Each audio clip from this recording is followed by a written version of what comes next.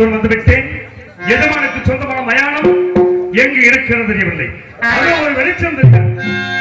அதுதான் எஜமானுக்கு சொந்தமான மயானமாக இருக்கலாம் என்று நினைக்கின்றேன். அதன் பாதி ஒரு வீட்டத்தில்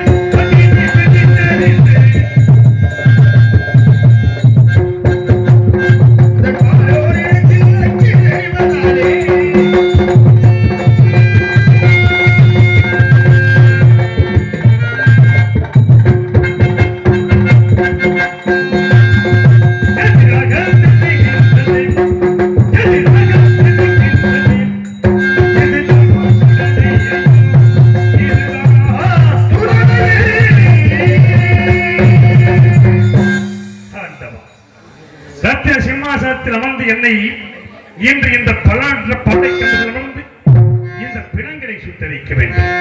ஆண்டான் நினைவை உயர்ந்தவன் பேரம் பேசும் மனிதர்கள் எல்லாம் பார்த்தேன்.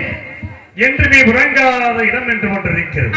அதையும் வாழ்விலை பார்த்துவிடு என்று என்னை இந்த மயானக்கரைக்கு அனுப்பி வைத்திருக்கிறான் இறைவன். என்ன செய்வேன்? ரத்தின சிம்மாசனத்தில் ராட்சியத்தை ஆண்ட மன்னன் செத்தவின் சுடராகுமா இறைவா, திருவுள்ளம் இதுவாகுமா? ரத்தின சிம்மாசனத்தில் ராஜ்யத்தை ஆண்ட மன்னன் செத்தவின் சுடராகுமா இறைவா, திருவுள்ளம் இதுவாகுமா? இறைவா, இதுவாகுமா?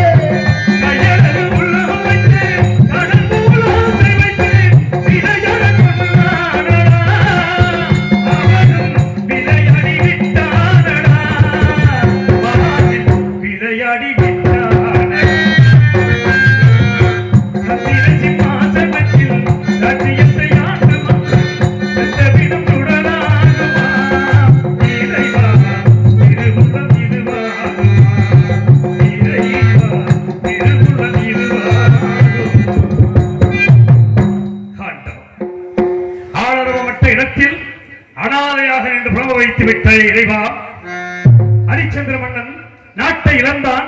மனைவியை மகனை விலை கூறிவிட்டு தானும் புலையனுக்கு அடிமையாகி மயானத்தில் வந்து சிவனே சிவனே சிவனே உன்னையே நினைத்து அழுது புலம்புகிறான் என்று அந்த சிவனிடத்தில் சென்று எனக்காக தூது சொல்வதற்கு இங்கே யாருமே இல்லை. அதோ ஆகாய வீதிகளிலே ஓடித் திரிகின்ற மேகங்களே, பாடித் திரிகின்ற பறவைகள், நீங்களாவது எனக்காக தூது சொல்ல வேண்டும். எப்படி சொல்ல வேண்டும் தெரியுமா?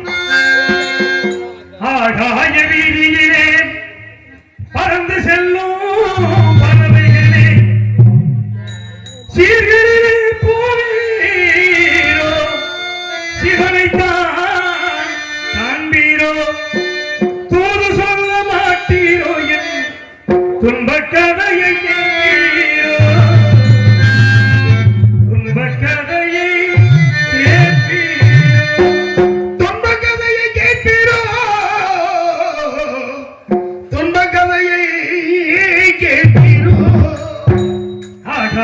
வீதியிலே பறந்து செல்லும் பறவைகளே,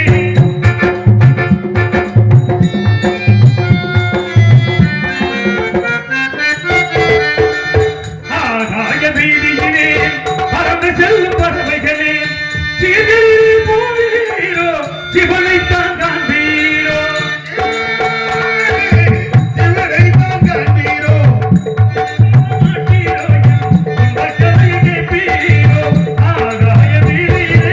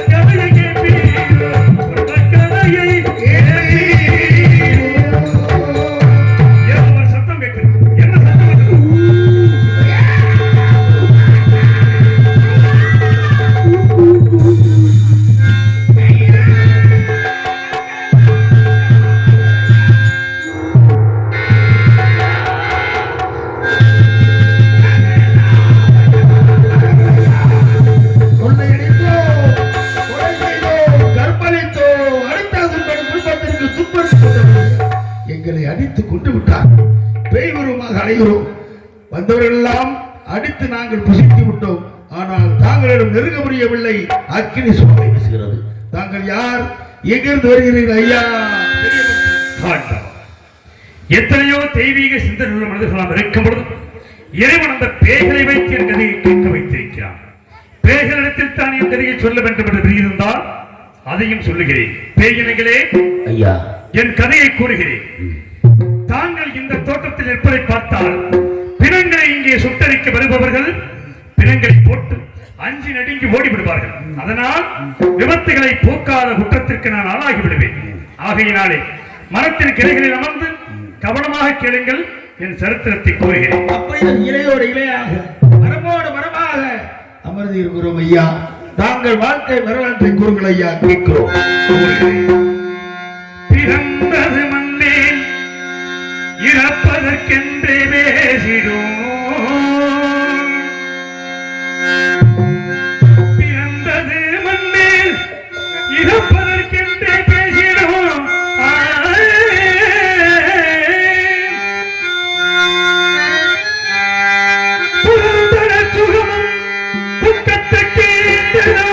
சொல்லும் கண்டேன் துறந்தன சுகமும் துக்கத்துக்கு கண்டே கருத்தனை கூட்டி சுடலையை காட்டு கனிவு கொண்டேன்.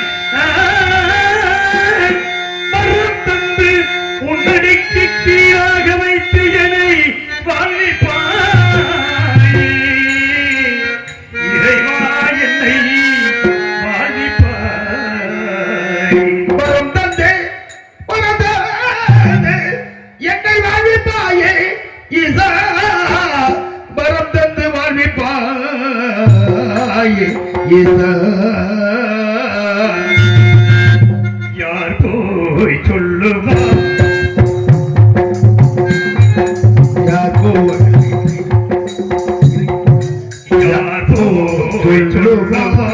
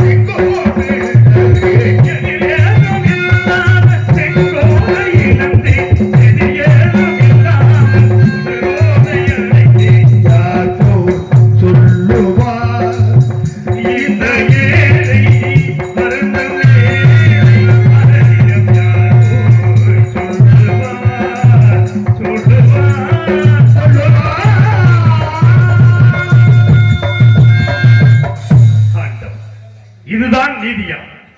இதுதான் நீ செய்த தர்மமா இறைவா? இசையது தர்மமா? இசையது தர்மமா? இசையது தர்மமா? ஜெகதீசாயின் மேல் தர்மமா? தர்மமா?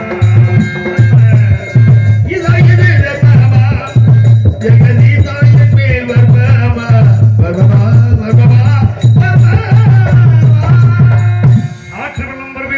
பேசிய உள்ளம் மறுபடியும் ஒன்றவன் தல்லற புகழரை சந்திர பெயர் வல்லல் வல்லுரையல் மன்னர் மன்னரே எனது ராஜாங்கம் ஆட்டது போய் எனது ராஜாங்கம் ஆட்டது போய் ராஜாங்கம் ஆட்டது போய் இப்போ நீ சாங்கம் ஆரம்பித்தாய் ஈசாயிலே தர்மமா ஜெகதீசாயிலே பகவா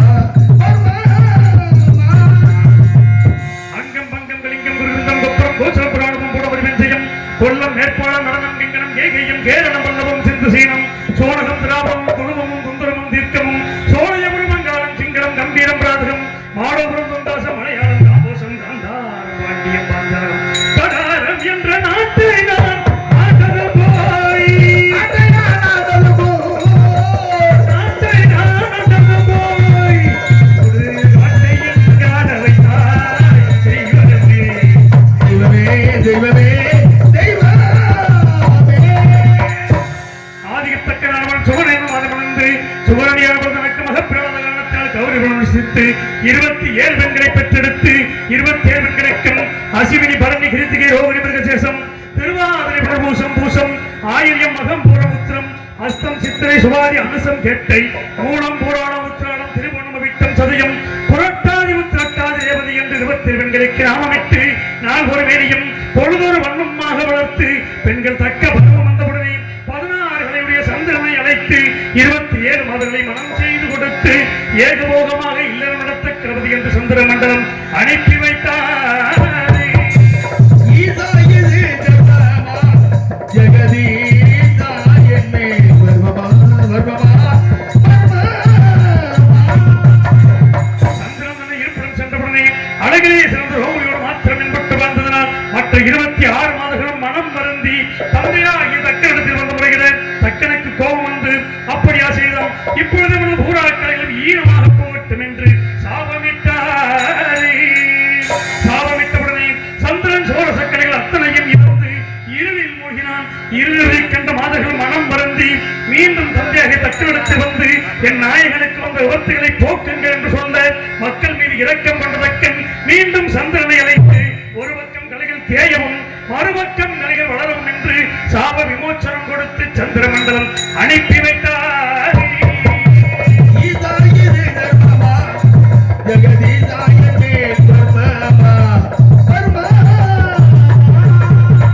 சாபமிட்ட காரணத்தினால் பூலோகத்தில் 12 ஆண்டுகள் வரையில்லாமல் வெப்பம் அதிகரித்து சந்திர மண்டலத்தை அளாவ சந்திரன் ஜகிக்காது எங்கும் நீராட தரமில்லாதால் தன் பத்திரிமார்கள் 27 பேர் உழைத்து பூலோகம் வந்தார் பூலோகத்தில் கௌதம ரிஷிகள் நீராடக்கூடிய திருக்குளத்தில் ஜலம் நிறைந்திருப்பதை பார்த்து தானும் மாதர்களும் நீராடி சந்திர மண்டலம் சென்றார்களே மறுநாள் காலையில் கௌதமராமர் திருக்குளத்திற்கு வந்து பார்க்கும் பொழுது அங்கே கனிந்த புஷ்பங்களும் உதிர்ந்த ரோமங்களும் நீர் அனைத்து மஞ்சள் நிறமாக இருப்பதை பார்த்து கோபமுற்று இந்த திருக்குளத்தில் யாரோ நீராடி சென்றிருக்கிறார்கள் என்ன என்று இந்த திருக்குளத்தில் இனிமேல் ஆண்கள் நீராடினால் பெண்களாகவும் பெண்கள் நீராடினால் ஆண்களாகவும் போகிறது என்று சாபமிட்டார் ஈசாயிலே தர்மமா ஜெகதீசாயிலே பகவா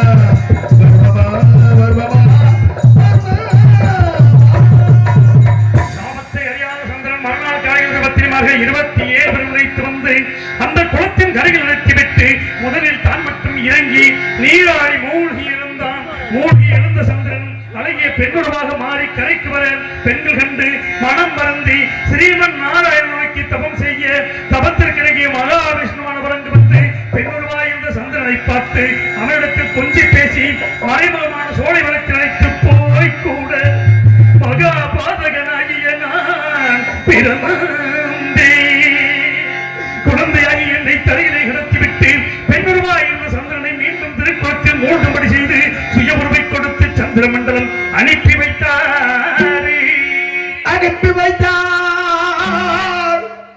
சிவமே சிவமே தெய்வமே சிவமே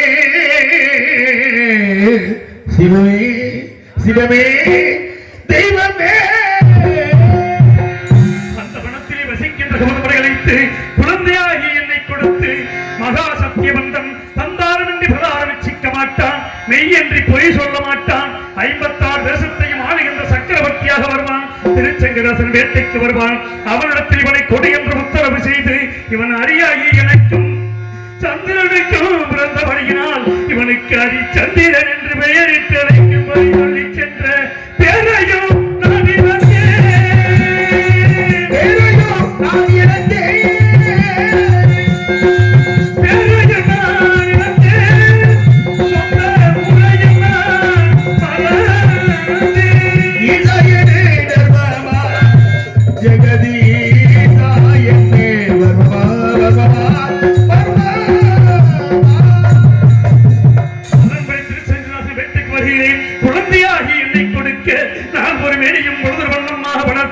எனக்கு தக்க பருவம் வந்தவுடனே 56 தேசத்தையும் மகுடாபிஷேகம் செய்து வைத்து என்னை வளர்த்த எனது வளர்ப்பு தந்தையாகிய திருச்செங்குவும் சொர்க்க பதவி அடைந்தார்.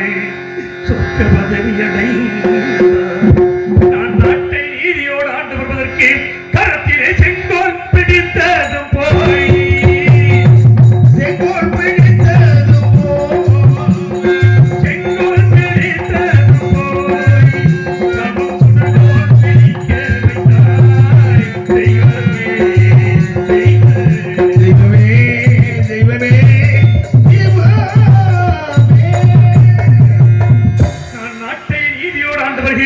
இரண்டு யாத்திரிவாசிகள் வந்தார்கள்.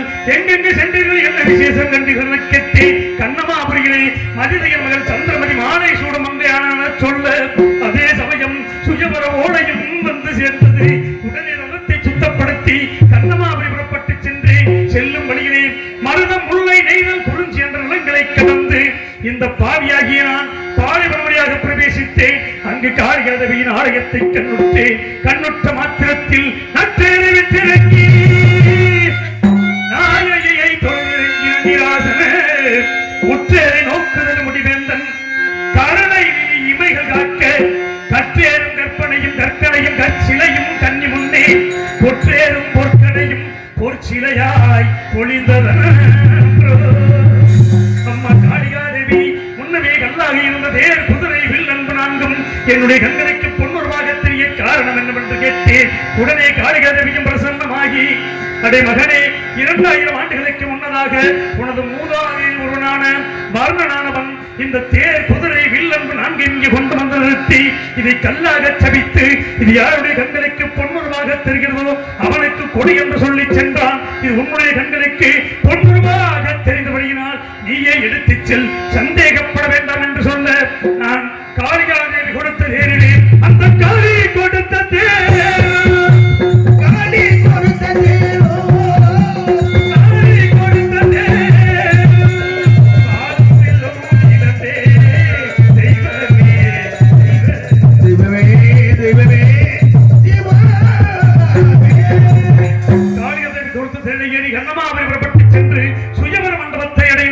எனக்குரிய ஆசனத்தில் அமர்ந்திருந்தேன். சந்திரமதியானவள் இரு கரத்தில் மாலை ஏந்தி என் முன் நோக்கி வர அவள் கழுத்தில் மாங்கல்யம் பழி பழி பழி. உடனே எனக்கு கோபம் வந்து மனிதைய மன்னனை அழைத்து, மன்னா, ஏற்கனவே திருமணம் முடித்துக் கொடுத்த எம்மாதுக்கு மீண்டும் சுயவர வைத்திருப்பது எங்களை எல்லாம் அவமானப்படுத்தவா என்று கேட்டேன். உடனே மனிதைய மன்னன் மற்ற தேசத்தரசர்களை பார்த்து, இந்த ஹரிச்சந்திர மன்னன் என் மகள்களத்தில் மாங்கல்யம் இருப்பதாக கூறுகின்றானே, உங்களுக்கு எல்லாம் தெரிகிறதா என கேட்க மற்ற தேசத்தரசர்கள் எல்லாம் என்னை பார்த்து நகைத்தார்கள். ஆகாயத்தை நோக்கி அசிரி தோன்றி, அடே ஹரிச்சந்திரா, இவள் பிறக்கும் பொழுது மாங்கல்யத்தோடு பிறந்தவள். இந்த மாங்கல்யம் யாருடைய கண்களுக்கு பொன்னுருவாக தெரிகிறதோ அவன்தான் இவரை மணக்க தகுந்தவன், சந்தேகப்பட வேண்டாம் என்று சொல்ல நான் ஆனந்த சந்தோஷத்தோடு சந்திரமதியை மாலை சூடி கோசலை ஆற்று கரைக்கு சென்று நாங்கள் சந்தோஷமாக வாழ்ந்த காலத்தில் எனக்கோ ஆண்மகனை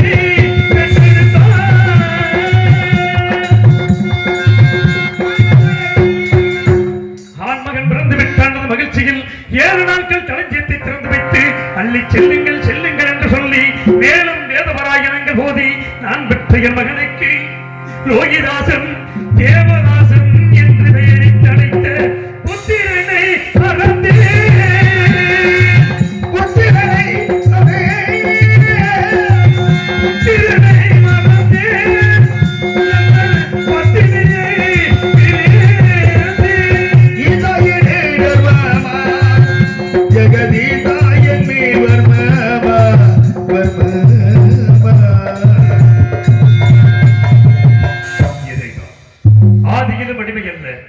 ஜாதியிலும் அடிமை அல்ல, பாதி நாளிலே அடிமையாகி மயானத்திலே வந்து பரிதபிக்கும் முடிவை கொடுத்து விட்டாய் இறைவா.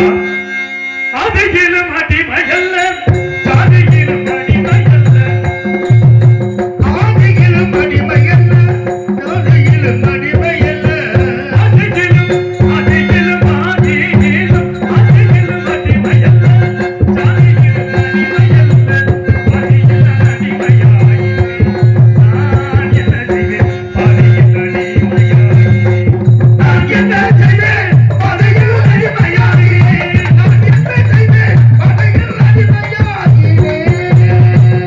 பாராட்ட மன்னனுக்கு பரிதடிமை செய்ததும் போல், பாராட்ட மன்னனுக்கு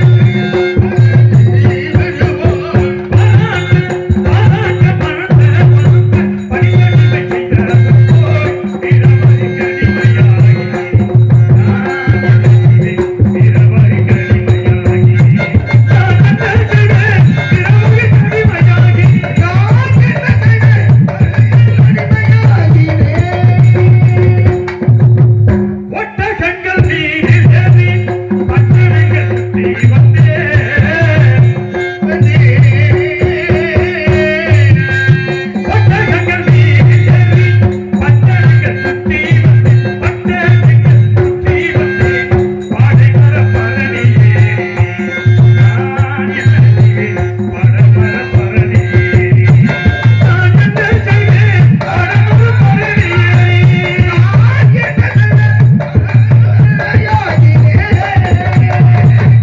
இல்லை என்று கேட்பவர்க்கு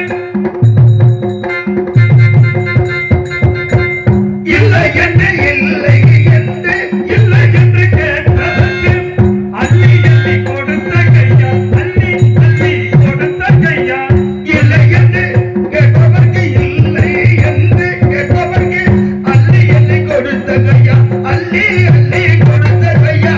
உள்ளிக்காசு வாங்க வைத்தாயே நான் என்ன செய்வேன், உள்ளிக்காசு வாங்க வைத்தாயே நான் என்ன செய்வேன். கொள்ளிக்காசு வாங்க வைத்தாயே, நான் என்ன செய்வேன் கொள்ளிக்காசு வாங்க வைத்தாயே. நேயர்களே, கேட்டீர்களா என் கதையை? இந்த பாவிக்கு இதுவரை நடந்த வரலாறு இதுதான். ஐயா, தாங்கள் வாழ்க்கை வரலாற்றை கேட்டவுடன் பேய் உருவமாக இருந்த நாங்கள் புனித உருவம் அடைந்து விட்டோம் ஐயா. தாங்களே சத்தியவந்தன், தாங்கள் சத்தியம் விளைக்கட்டும், கீர்த்தி ஓங்கட்டும், சத்தியம் விளைக்கட்டும், கீர்த்தி ஓங்கட்டும், சத்தியமே ஜெயம், சத்தியம். இறைவன் இந்த பேய்களை வைத்து எனது நண்பன் சத்தியத்தை நினைவுக்கு கொண்டு வந்து விட்டான். இந்த இடத்தில் வந்தவுடன் எனது நண்பனை மறந்து விட்டேன். எப்படி பார்க்கப் போகிறேன் இறைவா, எப்படி பார்ப்பேன்? கண்களே இரண்டும் என்று